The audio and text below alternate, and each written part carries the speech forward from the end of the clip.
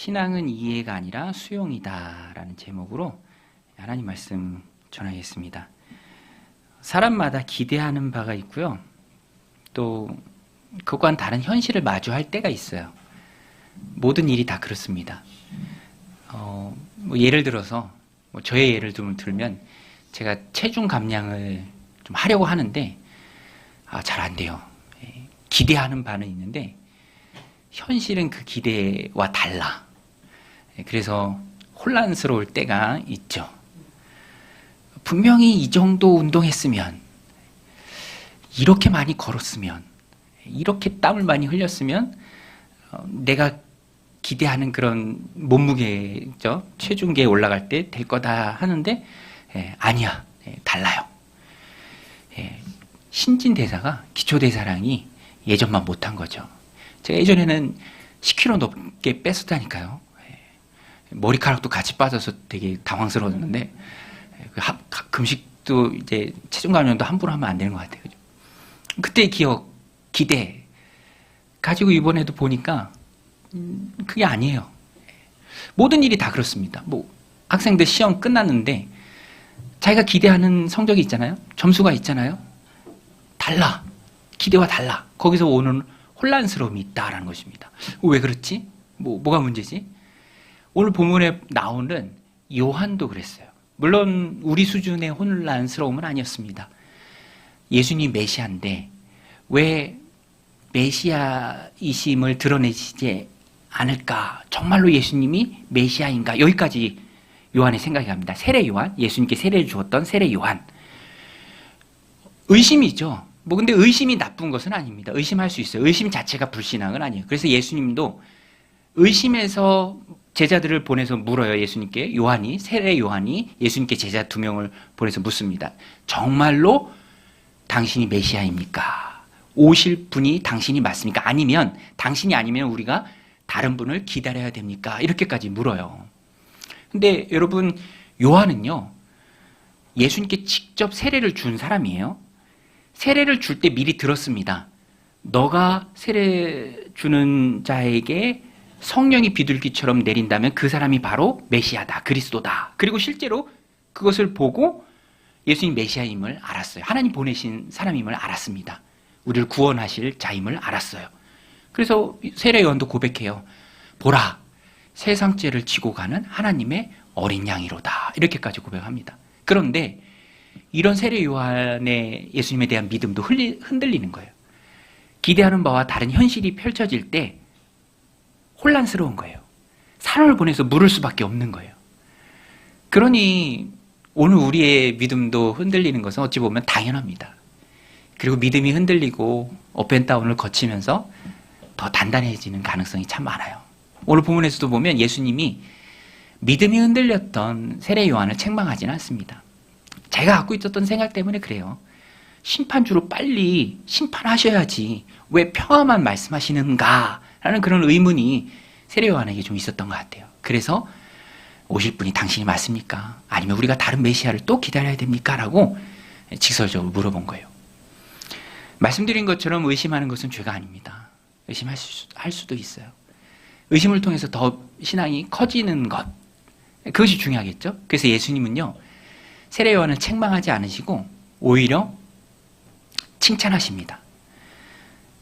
여자가 낳은 자 중에 세례 요한보다 큰 자가 없다라고까지 칭찬을 하세요. 세례 요한은 갈대처럼 흔들리지 않는다. 심지가 굳은 사람이다. 또 비단 옷을 입고 그 화려함에 취해 있는 자들은 왕궁에 있지만 너희가 보러 광야에 나가서 본 사람은 세례 요한이다. 요한은 낙타옷 입고 있었잖아요. 그리고 또 너희가 요한을 선지자로 알고 있는데 맞다, 선지자다, 이렇게 예수님께서 말씀해 주십니다. 그것들을 통해서 요한이 훌륭한 선지자임을 예수님 밝혀주세요. 우리 누가복음 7장 28절 29절 우리 같이 한번 한 목소리 읽겠습니다. 시작. 내가 너희에게 말하노니 여자가 낳은 자 중에 요한보다 큰 자가 없도다. 그러나 하나님의 나라에서는 극히 작은 자라도 그보다 크니라. 이 말씀이 오늘 본문의 핵심입니다. 굉장히 중요해요. 예수님이 요한은 칭찬하시죠. 여자가 낳은 자 중에 그보다 큰 자가 없다. 그런데 뒤이어서 말씀하십니다. 그러나 하나님의 나라에서는 극히 작은 자라도 요한보다 크다. 이게 무슨 말인가? 요한이 선지자 중에 선지자예요. 예수님 말씀하신 것처럼 요한은 말라기 선지자가 예언한 예수님 앞에 오는 선구자입니다. 여러분 선구자라는 말 아시죠? 선구자. 뭘 먼저 하는 사람이에요. 예수님이 오시기 전에 그 예수님의 길을 예비하고 준비하기 위해서 온 선구자 세례 요한, 말라기 선지자가 예언했던 엘리야의 심령을 가지고 온 사람 세례 요한입니다. 그래서 여자가 낳은 자 중에 가장 크다라고 예수님께서 칭찬하신 거예요. 그런데 하나님 나라에서는 극히 작은 자보다도 작은 자일지라도 세례 요한보다 크다. 이게 무슨 말이냐면 이 부분을 좀 잘 이해해야 하는데 세례 요한은요 훌륭한 선지자 중에 선지자이긴 하지만 엘리야의 심령을 가지고 예수님 앞서 온 선구자이지만 예수님 사역을 예비한 자이긴 하지만 구약에 속한 선지자다라고 보아요. 구약에. 왜냐하면 세례 요한은요 보세요. 예수님의 죽음, 십자가, 또 예수님의 부활, 그리고 성령 강림을 경험하지는 못했습니다. 체험하지는 못했어요. 그래서 엄밀히 시대를 구분할 때 세례 요한은 여자가 낳은 사람, 세상 사람이라고 할 수 있습니다. 그 세상 사람들 중에서는 가장 큰 자일지 모르지만 예수님이 여신 하나님 나라, 예수님이 시작하신 복음의 시대, 은혜의 시대, 그것을 직접 경험한 사람은 아닙니다. 그래서 하나님 나라에 있는 자가 아무리 작을지라도 세상 나라에 속해서 여기까지, 문턱까지, 그 문 앞까지 이끌고 온 세례 요한보다 훨씬 더 많은 은혜를 누리고 있다라고 생각하면 딱 맞아요. 세례 요한보다 훌륭하다, 또 더 낫다, 그 의미가 아니라 세례 요한이 누리지 못한 더 큰 은혜와 그 복음을 누리고 있다라는 거예요. 이해하셨죠, 여러분? 우리가 그래요. 보라, 지금은 구원받을 만한 때다. 지금은 은혜의 시기다. 여러분, 예수님께서도요, 마태복음 13장에서 자신을 바라보는 제자들에게 이렇게 말했어요. 우리 마태복음 13장 16절, 17절 같이 한번 읽겠습니다. 시작. 그러나 너희 눈은 봄으로, 너희 귀는 들음으로 복이 있도다. 내가 진실로 너희에게 이르노니 많은 선지자와 의인이 너희가 보는 것을 보고자 하여도 보지 못하였고 너희가 듣는 것을 듣고자 하여도 듣지 못하였느니라. 그들이 보는 거 예수님이죠. 그들이 듣는 거 주님의 음성입니다. 선지자들은 예수님이 오실 것을 알았어요. 그렇지만 예수님의 음성을 듣거나 예수님을 보거나 예수님과 함께 동행하지는 못했습니다. 그런 면에서 예수님이 여신 하나님 나라, 그 복음의 시대, 그 은혜의 시대, 너무너무 복된 시대입니다. 그리고 그 시대를 살아가는 그 사람은 참으로 많은 것을 누리는 말 그대로 복받은 사람이죠. 여러분, 우리는 복받은 사람인 줄로 믿습니다.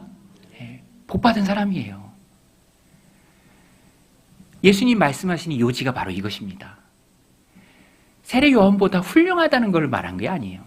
예수님 때문에 누리는 은혜가 그 문턱까지 왔던 세례 요한은 누리지 못했지만 너희는 지금 그것을 누리고 있다. 이것을 말해줍니다. 여러분, 문명을 한번 생각해 보세요. 지금 우리가 누리는 이 문명의 혜택은요, 어마어마한 거예요.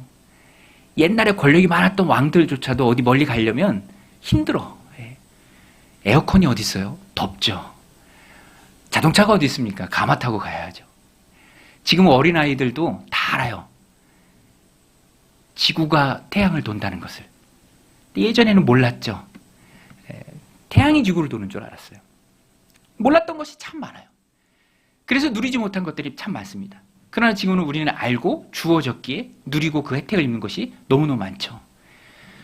예전에는요, 광고 중에 많은 게 국제전화 번호 광고였어요. 001, 002. 그게 뭐야? 그죠? 지금 그냥 휴대폰만 있으면 지구 반대편에서도 메시지 주고받고 영상통화도 하잖아요. 꿈도 꿀 수 없는 일을 지금 우리는 누리고 있어요. 예전 사람에 비하면. 이것과 마찬가지입니다. 지금 우리가 누리는 복음의 은혜, 구원의 감격, 천국의 소망, 하나님 주신 마음의 평안, 예수님이 열어놓으신 복음의 시대에 우리에게 쏟아지는 이 은혜들, 하늘의 복, 영적인 복, 이것이 너무너무 크다. 그것을 너희가 알라. 보고 싶어도 보지 못했고 듣고 싶어도 듣지 못했던, 간절히 원했던 선지자들이 조금도 누릴 수 없었던 그 은혜를 나로 인해서 너희가 지금 누리고 있다. 예수님이 이걸 말씀해 주십니다. 저도 그래요. 저도 이렇게 생각해 보면 누리는 은혜가 참 많아요. 너무너무 감사해요. 당연한 게 아니라 은혜입니다. 저는 어렸을 때부터 부모님이 열심히 일하셔서 젖소 목장을 하셨어요. 그래서 부족한 건 없었던 것 같아요. 대학교 다니면서도 등록금 나오면 저는 그냥 고민 없이 그냥 책상 위에, 식탁 위에 이렇게 던져놓고 갔어. 그러면 어머니가 알아서 다 내시고. 근데 제 친구들 보면 안 그래요. 신학생들은 또 가난한 사람들이 참 많더라고. 열심히 막 신문 돌리거나 일하거나. 그런 것을 보면은 제가 받은 은혜가, 누리는 은혜가 참 크죠. 너무너무 귀하죠. 그때 생각해야 될 것이 오늘 본문이 말해주는 거예요. 은혜 받은 자의 합당한 삶. 제 마음에 참 많이 와닿는 말씀입니다. 받은 은혜에 합당한 삶. 이렇게 많은 은혜를 지금 너희가 누리고 있는데 세례요한에 비하면 너희가 받은 그 은혜에 합당한 삶을 살아야 한다. 오늘 본문을 통해서 주님이 우리에게 말씀해 주시는 것입니다. 우리는 받은 은혜에 어떻게 합당한 삶을 살아갈까? 첫 번째는 마음을 열라. 마음을 열고 세례를 받으라. 오늘 본문에 보면은요, 세례를 받은 사람들과 세례를 받지 않은 사람들이 나옵니다. 구원받은 그리스도인도 그 구원받은 이후의 삶을 살아갈 때 항상 하나님 앞에 마음을 열고 살아야 돼요. 세례를 받는다라는 것은 자기가 죄인임을 인정한다라는 거예요. 낮아지는 자들이죠. 우리 29절 30절 같이 한번 읽겠습니다. 29절 30절 시작. 모든 백성과 세리들은 이미 요한의 세례를 받은지라 이 말씀을 듣고 하나님을 의롭다 하되 바리새인과 율법 교사들은 그의 세례를 받지 아니하므로 그들 자신을 위한 하나님의 뜻을 저버리니라. 여러분, 이 마지막 말씀이 너무 안타깝지 않나요? 세례는 하나님의 뜻이고 모든 자들이 구원받고 진리를 아는 데 이르기를 원하는 것이 하나님의 소원입니다. 그들 자신을 위한 하나님의 소원인데 그들 자신을 위한 하나님의 뜻을 저버리니라. 세례를 받지 아니하므로. 이 앞부분에 세례를 받았던 사람들은 예수님의 말씀을 듣고 하나님을 찬양해요.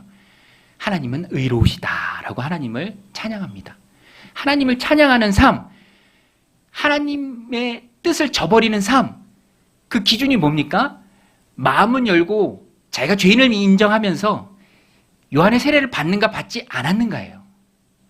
오늘 우리 그리스도인들도 하나님 주신 삶을 살아갈 때 은혜로 구원받았기에 은혜의 시대에 하나님의 복음의 그 은혜를 누리고 있기에 늘 마음 먹어야 할 것은 세례 받는 것, 즉 내가 죄인임을 인정하고 마음문을 열고 하나님 앞에 살아가는 거예요. 여러분, 마음문 열고 하나님 앞에 살아가시기를 주님의 이름으로 축원드립니다. 여러분, 마음문을 여세요. 내 마음문이 닫혀있나? 마음이 닫힐 때가 참 많아요. 마음이 닫히면 거부하죠. 거절합니다. 하나하나 영향받는 것들이 참 많아요. 다 걸려서 넘어질 것들밖에 없습니다. 시험거리밖에 없어요. 끝까지 반대하고 그들 향한 하나님의 뜻을 저버린 사람들, 마음문을 열지 않았어요. 오늘 우리는 은혜 받은 자로서 하나님 주신 삶을 살아갈 때 마음문 열고 둥글둥글한 마음으로 살아가야 합니다. 회개와 겸손이 마음을 여는 은혜의 열쇠죠. 제가 말씀을 준비하면서 제 친구 목사님 떠올랐는데, 이 친구 목사님이 나이는 저보다 2살 많은데 동기들 중에서도 참 신망이 두터워요. 그리고 목회도 되게 잘해요. 근데 이 친구 목사님이 전도사 사역할 때 섬기는 교회에서 현수막 다는 일이 있었는데 현수막 달다가 떨어졌어. 그래서 다리가 2개가 부러졌어요. 그래서 막 휠체어를 타고 다녔었는데 학교 다닐 때 이제 뭐 우리는 그때부터 막 얘기했죠. 농담 삼아. 와, 그때부터 잘 될 줄 알았다. 그때부터 하나님 크게 쓰실 줄 알았다. 이렇게 얘기하고 있습니다. 근데 지난주에 만났는데 그런 고백을 또 하더라고요. 보니까 부모님이 교회 관리 집사님이었어요. 울산에서 살았는데 부모님이 먼저 경기도의 어느 도시로 부부가 같이 관리 집사로 이제 올라온 거예요. 사찰 집사라고 옛날에 얘기했잖아요. 그리고 이제 친척 집에서 좀 학교를 다니다가 대학 들어가서 이제 부모님이 계신 교회 사택으로 들어간 거예요. 사찰 집사님 사택으로. 그러니까 여러분 교회 공동체가 다 좋지만 또 어떤 때는 시험거리들이 참 많이 있어요. 그리고 가장 낮은 곳에서 섬기는 분이 어떤 면에서는 이게 관리 집사님이거든요. 청년 때 대학 다니면서 교회 사택에서 부모님하고 같이 살면서 상처도 좀 많았다 그런 고백을 하더라고요. 그런데 우리들한테 얘기해요. 자기가 마음 문을 닫진 않았다. 오히려 빗자루 들고 부모님 예배당 청소할 때 같이 했대요. 청년시기에 그런 일 하면서 상처받을 일도 있었지만 그냥 다 지나가게 했다. 마음은 닫지 않았다. 그러다 보니까 부모님 교회 사랑하는 그 마음이 자기에게 그대로 왔고 지금 교회를 섬기면서 하나님 주시는 귀한 힘으로 그게 있다. 그런 고백을 하더라고요. 여러분 오늘 본문에 보면 분명해요. 은혜 받은 자의 합당한 모습. 둥글둥글한 그리스도의 모습입니다. 마음을 닫지 않고 자기를 낮게 여기고 남을 자기보다 높게 여기면서 살아가는 거예요. 그때 하나님이 주시는 은혜, 지속적으로 누리는 은혜에 합당한 삶을 살아갈 수 있습니다.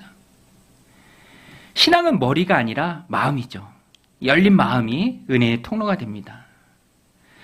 또 한 가지 오늘 본문이 우리에게 말해주는 것은 은혜에 합당한 삶, 받아들이는 거죠. 아까 말씀드린 것도 같은 내용인데 거절하고 거부하는 게 아니라 참여하고 수용하고 받아들이는 것. 31절부터 35절에 그 내용이 쭉 나옵니다. 예수님께서 수용하지 않는 세대, 받아들이지 않는 시대, 다 마음은 닫고 있는 세대를 장터에서 노는 아이들의 비유로 책망하세요. 피리를 불어도 춤추지 않는다. 곡해도, 장례식 놀이에요. 곡해도 울지 않는다. 도무지 참여하지 않는다. 그러면서 비난합니다. 오늘 말씀 33절, 34절 보면은 우리 성경 보면서 같이 한번 읽을게요. 성경책 보면서 33절, 34절입니다. 시작. 세례 요한이 와서 떡도 먹지 아니하며 포도주도 마시지 아니하매 너희 말이 귀신이 들렸다 하더니 인자는 와서 먹고 마심에 너희 말이 보라 먹기를 탐하고 포도주를 즐기는 사람이요 세리와 죄인의 친구로다 하니. 이 세례받지 않은 사람, 마음이 닫혀있는 사람, 포용하지 않고 받아들이지 않는 사람 뭐라고 말합니까? 다 거부해요. 세례 요한은 금욕적인 삶을 살았기 때문에 그를 향해서 사람들이 하는 말은 귀신 들렸다. 먹지도 않는다. 또 예수님처럼 많은 사람들과 잘 어울리면서 즐기는 것으로 이제 보였겠죠. 그들은 말합니다. 먹기를 탐하고 포도주를 즐기는 사람이다. 세리와 죄인의 친구로다. 그러니까 마음이 닫혀 있는 거예요. 수용하지 않는 것입니다. 받아들이지 않는 거예요. 꽁한 거죠. 그러니까 방식이 문제가 아니라 세례 요한은 세례 요한의 방식으로 했지만 그저 비난해요. 예수님은 예수님의 방식대로 했지만 똑같이 비난합니다. 받아들이지 않아요. 오늘 우리도 은혜 받은 자로서 우리의 삶을 살아갈 때 고르는 것, 내 방식대로 내가 기뻐하는 것, 나에게 맞는 것, 고르는 것을 조심해야 합니다. 지난주에도 마트 가니까 커다란 통에 참외가 가득하더라고요. 그리고 봉투가 있고 거기 써 있어. 8개에 10,000원. 뭐 고르는 거죠. 고르는 일들이 참 많이 있죠. 다 고르잖아요. 근데 신앙은 달라요. 신앙은 하나님 주신 것을 하나님의 방법대로, 하나님의 방식대로 우리에게 주신 것을 우리가 기쁨으로 받는 것입니다. 여러분 한번 따라서 할게요. 신앙은 고르는 게 아니다. 신앙은 받는 것이다. 예. 여러분 신앙은 하나님이 주신 것을 받는 거예요. 주신 사람을 받는 것입니다. 주신 환경을 받는 거예요. 목회자도 성도를 고르지 않아요. 하나님이 주심에, 사랑하라 주심에 기쁨으로 받을 뿐입니다. 오늘 목자 목녀님으로 세워주신 분들 계시죠? 고르지 않습니다. 하나님이 주심에 받는 거예요. 그리스도인의 삶, 은혜에 합당한 삶, 내가 고르지 않고 하나님 주심에 감사함으로 받는 것, 수용하는 것. 여러분 마리아가요, 요셉과 약혼했을 때 천사가 수태고지 하잖아요. 내가 이제 아들을 낳을 것이다. 이름을 예수라 하라. 마리아 입장에서는 거절할 수도 있지만, 거부할 수도 있지만 그대로 받았습니다. 주의 계집종이오니, 주의 여종이오니 주의 뜻대로 될 것입니다. 그리고 놀랍게 쓰임을 받아요. 여러분 오늘 우리도 은혜로 구원받았습니다. 여러분 오늘 우리는 은혜로 구원받은 줄로 믿습니다. 내 능력이 아니에요. 근거가 나에게 하나도 없습니다. 오직 주님의 은혜예요. 구원받은 우리는 주님이 주시는 사명도, 또 주님이 주시는 상황도, 또 주님이 사랑하라 붙여주신 사람도, 일도, 목장도 기쁨으로 받아야 합니다. 수용해야 돼요. 그리고 순종하며 나아가는 거예요. 내 생각과는 다르지만 주님이 명하신 것이기에 받는다. 그리고 35절에 주님께서 이런 축복을 말씀하십니다. 우리 35절 말씀 같이 한번 읽겠습니다. 시작. 지혜는 자기의 모든 자녀로 인하여 옳다함을 얻느니라. 이게 무슨 말일까? 참 많이 묵상하게 하는 말씀이에요. 저도 참 많이 묵상했습니다. 그런데 분명해요.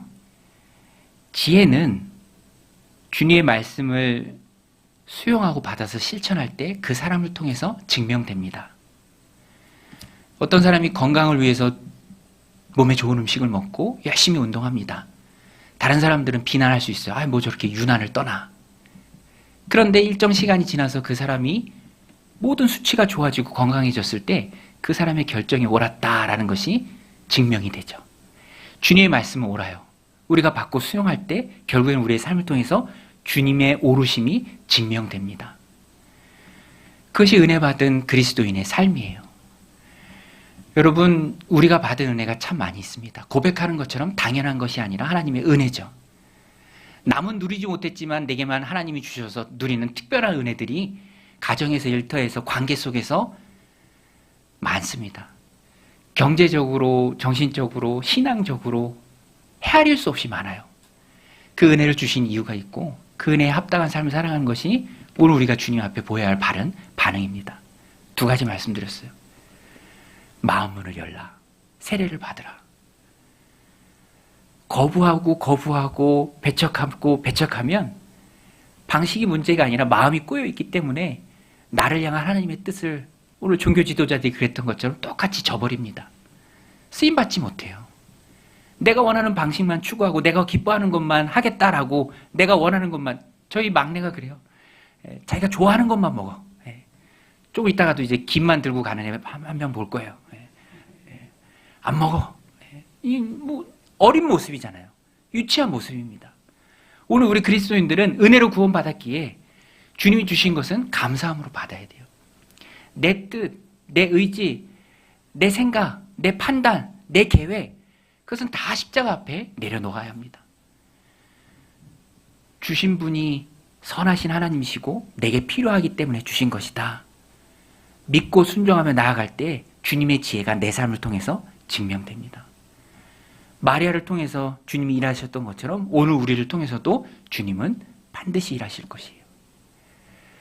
오늘 이 말씀 마음에 새기고 하나님께서 오르시기에 하나님의 그 옳은 길을 순종하며 걸어가는 능력의 종들 다 되시기를 주님의 이름으로 간절히 축원드립니다.